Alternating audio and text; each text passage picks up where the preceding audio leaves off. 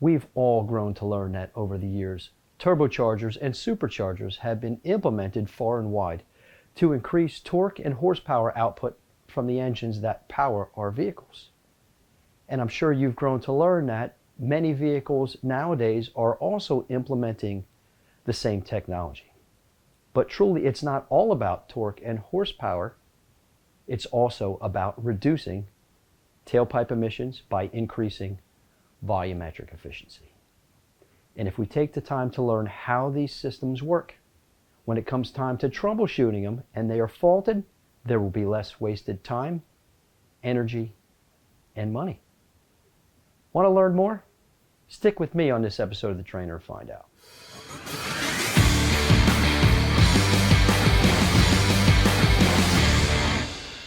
So as mentioned, forced induction systems have been implemented on vehicles far and wide simply to meet the emission standards set forth by our emissions programs. The idea of taking big engines and replacing them with smaller displacement engines, but extracting more torque and horsepower output, all while reducing tailpipe emissions and increasing gas mileage, is the ultimate goal. By force-feeding the engine more air and adding more fuel to match the air at a proper ratio, we can easily extract more torque and horsepower from these smaller power plants. Now, over the years, with the implementation of the computerized fuel injection system in combination with a functioning catalytic converter, we've gained excellent control of poisonous gas output like hydrocarbons, carbon monoxide, and oxides of nitrogen. And a true measurement for engine combustion efficiency was to reflect upon CO2 or carbon dioxide emissions output. The higher the CO2 emissions, the better the combustion quality was. But over time, and as emission standards get tighter, we've grown to learn through research that global warming exists. And one of the biggest contributors to global warming is carbon dioxide. Carbon dioxide, although a non-poisonous gas, has been found to blanket the earth, insulating it and creating that greenhouse gas effect. And this is contributing to global warming. Manufacturers have worked tirelessly to reduce CO2 emissions. And the only true way to reduce CO2 emissions is to either get rid of the combustion event altogether or reduce its intensity. But of course, by reducing combustion intensity, we tend to reduce the torque and horsepower output. Strategies like auto stop start, electric vehicles, hybrid electric vehicles, plug-in hybrids, and displacement on-demand systems all contribute to the reduction of CO2. But taking these larger power plants, like that of applications that traditionally use V8s, we can step that down to a V6 and force feed that engine more air to increase volumetric efficiency. Two traditional ways of force feeding the engine more air, or what we refer to as pressurized induction, by increasing the pressure within the intake manifold, that of a pressure which is higher than atmospheric pressure, we get more air into the cylinders. That's accomplished typically one of two ways: turbocharging or supercharging. And there are benefits and downfalls to both systems. There are several configurations that exist for the turbocharger, one known as variable geometry technology and twin scroll technology. The turbocharger capitalizes on hot expanding exhaust gases. The heat energy from this exhaust gas is typically wasted as it leaves the tailpipe. But harnessing its power and leveraging the expanding hot exhaust gases to drive a turbine, if we attach that turbine via a shaft to a compressor wheel, the expanding hot exhaust gases drive the turbine and spin up the compressor wheel to force feed the engine more air. Said another way, turbochargers don't typically perform well at low end when the engine RPMs and load ranges are low. But they've got a fix for that, and that is where VGT, or variable geometry turbocharging, comes into place. These variable geometry turbochargers function very similar to a traditional turbocharger. However, by varying the angle of the vanes on the turbine, we can harness more or less expanding exhaust gases. By keeping the angle relatively steep, less exhaust gases enter the variable geometry turbocharger. However, they enter at a higher velocity, helping to spool up the turbocharger, meaning it contributes to charging the intake manifold at a much lower speed. However, at higher RPMs, this steep angle does not allow for the full VGT turbo output capability. So by varying the angle and in reducing the steepness of the angle, we allow more air to enter the variable geometry turbocharger, increasing its output, thus effectively increasing its operating range over a wider RPM and torque curve. Another variation of the turbocharger is known as the twin scroll turbocharger. The twin scroll turbocharger has two separate chambers that allow, in this application, all four of these cylinders to drive the turbocharger without the exhaust gas output from the individual cylinders affecting one another. This increases the efficiency of the turbocharger output and allows it to perform better. Seen here is an exploded view of a variable geometry turbocharger. To the far outside of the left and right of the picture is the turbo housing. This comes together as a sandwich to house the internal components. To the right is the variable vanes, which harness exhaust gases leaving the exhaust manifold. The hot expanding exhaust gases push against the variable vanes to drive the exhaust turbine. The exhaust turbine is connected via a horizontal shaft to the inlet compressor. As the exhaust turbine rotates, so too does the inlet compressor. The compressor spools up to take incoming air at atmospheric pressure and drive it against the housing to build pressure and positively charge the intake manifold, thus force-feeding the engine more air.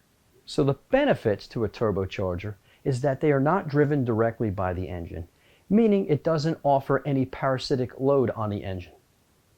The hot expanding exhaust gases that are typically wasted in the form of heat energy are now capitalized upon to drive the turbo and increase engine torque and horsepower output.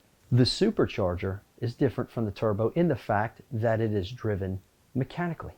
The supercharger is typically driven by the accessory drive belt, and this makes it a parasitic load to the engine, meaning to drive the supercharger requires torque and horsepower output from the engine, and the supercharger typically weigh a pretty hefty amount relative to that of a turbocharger.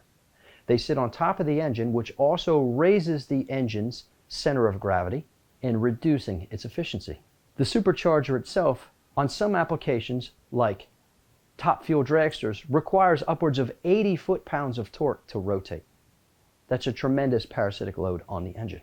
However, the benefit to a supercharger is that since it's mechanically driven, it provides positive displacement, meaning as soon as the engine begins to rotate, the supercharger begins to spool up and create pressurized air output to feed the intake manifold. That being said, the supercharger functions at very low engine speed and load ranges, as well as very high engine speed and load ranges.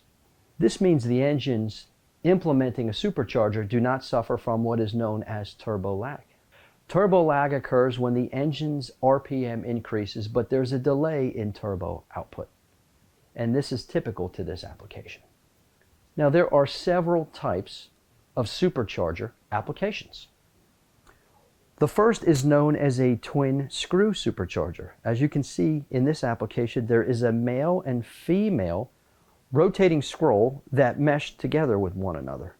The twin screw takes air from the front and forces it towards the back, charging the intake manifold as the air passes first through an intercooler. There, heat is exchanged to the atmosphere, allowing the air to become more dense so we can fit more of it in the internal combustion engine. Very similar to the twin screw supercharger is the Roots supercharger. Although mechanically it functions very similar, how the air is injected into the engine is a bit differently. The twin screw supercharger pressurizes the air as it leaves the supercharger. However, the Roots supercharger just fills the intake manifold with more air. Finally, we have the centrifugal supercharger.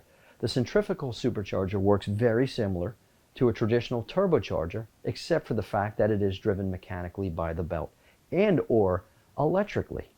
The electric supercharger is a variation of the centrifugal supercharger. The benefit of an electric supercharger is the fact that it doesn't really matter where it's mounted. It can be mounted remotely away from the engine, and its output can be plumbed to the intake manifold where it's convenient to accommodate different engine configurations and engine bay sizes.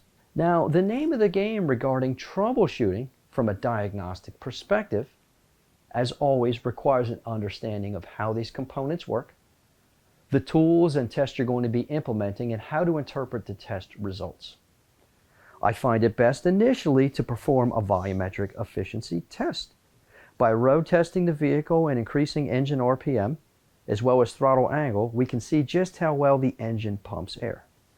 Due to the fact that the turbocharger and supercharger both increase engine volumetric efficiency, we can expect volumetric efficiency numbers to jump way outside of the normal range of nearly 100% volumetric efficiency.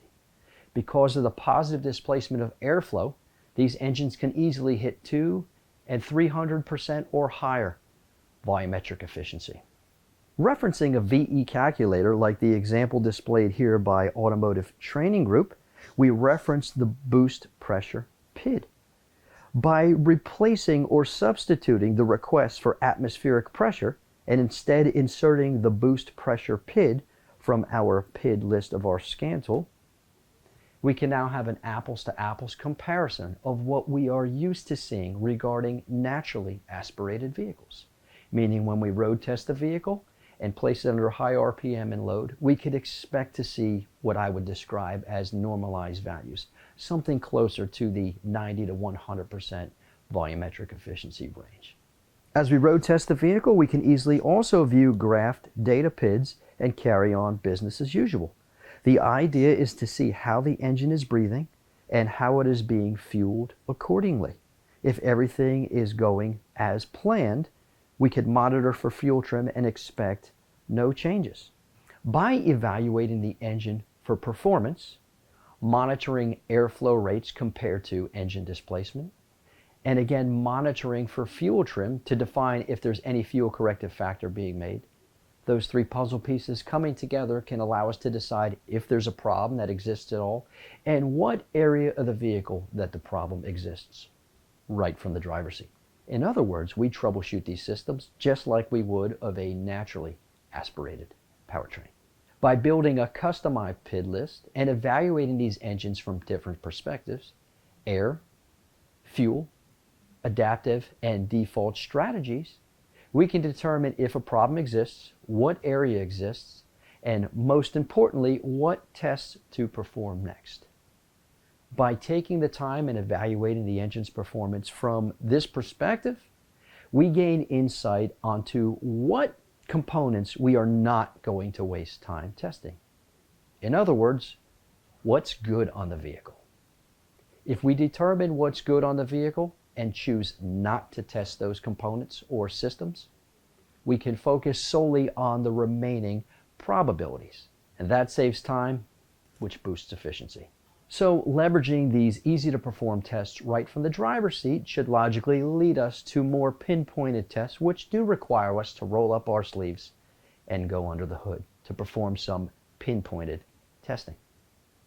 Component level testing derived from the VE tests previously performed allows us to leverage the tools like the lab scope and the scan tool to help us make diagnostic decisions. Referencing important service information like system description and operation, as well as a wiring diagram, will allow us to gather a lay of the land to determine where to implement our next test. Leveraging the power of bidirectional control from our scan tool can allow us to operate individual components as these tests are carried out. The entire cold side of the supercharger or turbocharger pressurized induction system can be evaluated quite easily implementing a smoke machine as seen here. Combining that smoke with UV dye, proper lighting, and proper UV glasses, small leaks can be found quite easily without disassembly. So in conclusion, we can always expect emission standards to get tighter and tighter, especially since we are continuing to implement the internal combustion engine as a source of power, Proper operation of all components and systems is necessary to achieve clean tailpipe emissions, torque and horsepower output from our power plants, and good gas mileage. However, without the knowledge of how these components function individually and together as a system to accomplish a goal, we don't stand a chance of efficiently solving issues and getting to the root cause of the drivability symptom.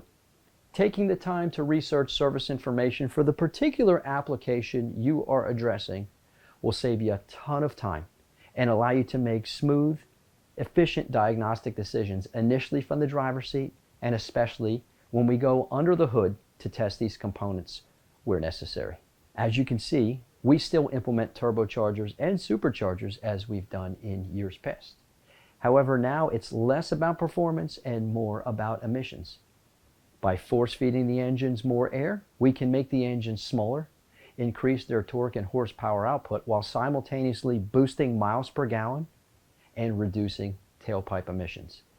Not only the harmful gases like hydrocarbon, carbon monoxide, and oxides of nitrogen, but also the less directly harmful gas like CO2. I trust you have a jump start on how to start implementing the tools you own to troubleshoot pressurized induction systems like turbochargers and superchargers on all makes and models. Thanks for joining me on this episode of The Trainer.